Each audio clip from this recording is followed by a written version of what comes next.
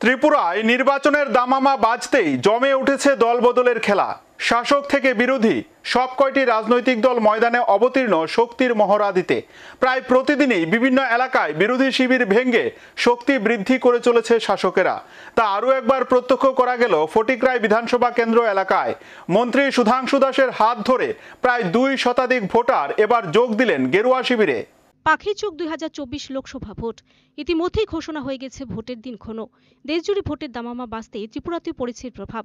আগামী 19 এবং 26 এপ্রিল পশ্চিম এবং পূর্ব ত্রিপুরা আসনের জন্য হবে ভোট গ্রহণ। ভোটের আগে নিজেদের ভিত মজবুত করতে ত্রিপুরায় রীতিমতো ওভারটাইম খাটছে শাসক দল বিজেপি।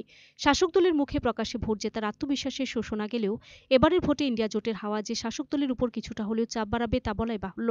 তাই নির্বাচনের আগে ত্রিপুরা দিকে দিকে ঘর গোছাতে ব্যস্ত গেরুয়া শিবির। ত্রিপুরা চোরাইবাড়ি থেকে সাবরুম পর্যন্ত বিরোধী রাজনৈতিক দলে ভোটারদের বাগে আনতে এখন ব্যাপক তৎপর শাসক দল। ঊনকোটি জেলায়ও বিজেপির তরফে বিরোধীদের ঘরে থাবা বসে ভোটারদের লুফে নেওয়ার প্রক্রিয়া চলছে পালা করে। শেষ দুদিনে ফটিকরায় বিধানসভাধীন এমরা পাশা জগন্নাথপুর পশ্চিম কাঞ্চনবাড়ি এলাকায় পৃথক পৃথক সভার আয়োজন করে বিজেপির ফটিকরায় মণ্ডল কমিটি। পূর্ব ত্রিপুরা লোকসভা আসনে বিজেপি প্রার্থী কৃতি সিং দেববর্মাকে জয়ী করার আহ্বানে হয় সভা।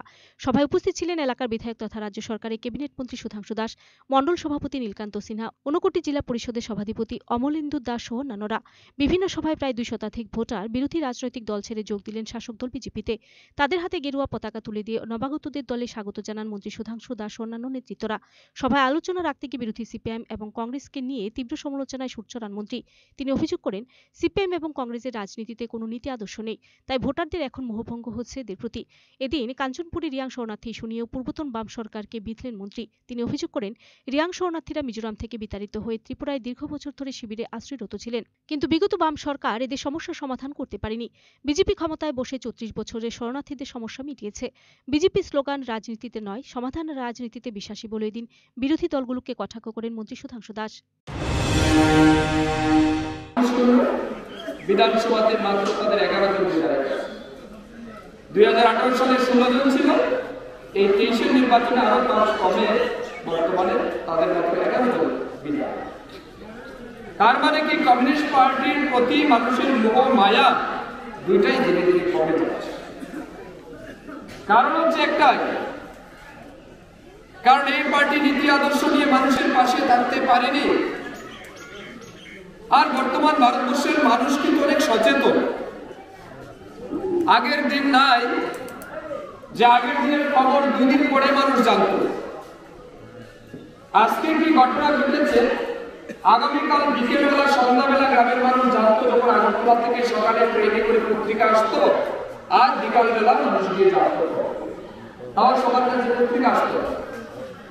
সেই সময় সিপিএম যা বলেছে মানুষ মেনে নিয়েছে। তাদের মিথ্যা কথা চোরাইবাড়ি সাবরুম একটাই ছিল আওয়াজ, সিপিএম এর মিথ্যা কথা মানুষ স্বীকার করে। নির্বাচন ঘনিয়ে আসতে শাসক থেকে বিরোধী নেতাদের দৌড়ঝাঁপ যেমন বাড়ছে, তেমনি পালা করে চিরাচরিতভাবে বেড়েছে দলবদলের হিড়িকও।